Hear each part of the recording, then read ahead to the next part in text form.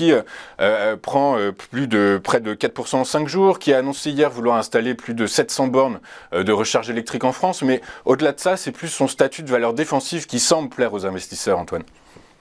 En effet, Carrefour, alors c'est vraiment la belle histoire, j'ai envie de dire, de ce début d'année, puisque le titre est en hausse de quasiment 18%, alors qu'on a un marché français qui baisse de 7% à peu près. Donc Carrefour, effectivement, vous l'avez rappelé, a annoncé vouloir installer 700 stations de recharge pour véhicules électriques et 5000 points de recharge dans ces hypermarchés et supermarchés d'ici à 2025.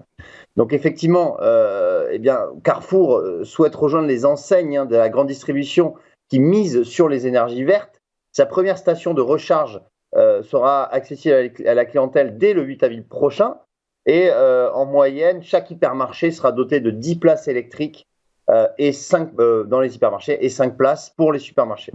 Effectivement, à terme, l'Europe aura besoin de 65 millions de bornes de recharge, alors qu'elle en compte qu'aujourd'hui que 3,3 millions. Donc, mais effectivement, au-delà de ça, ce n'est pas ce qui fait progresser, somme toute, même si c'est une bonne nouvelle, mais le titre Carrefour, puisque Carrefour s'inscrit dans une certaine logique de valeur défensive appartenant à la grande distribution, alimentation.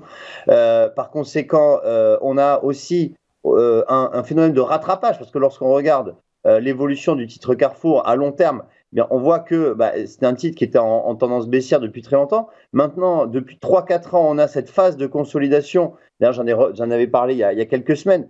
On devait sortir par l'eau de cette phase. C'est ce qu'on est en train de faire. On a dépassé l'ancienne résistance majeure qui se situe à 18,63 et maintenant on se dirige vers la nouvelle résistance qui se situe donc à 19,90. Par là, on n'est vraiment plus très loin.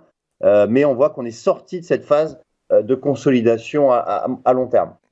D'accord, très clair. Du coup, le mouvement haussier est fort et puissant. Les 19,90, c'est une probabilité assez importante, Antoine?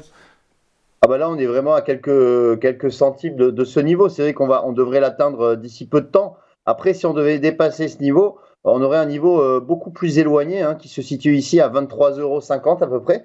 Mais ça pourrait constituer un objectif pour l'année 2022. D'accord, très clair. Merci beaucoup, Antoine. Du coup, les 18,63 font office de support, de première zone de support, j'imagine. Oui, tout à fait. L'ancienne résistance devient support par principe de polarité. Oui.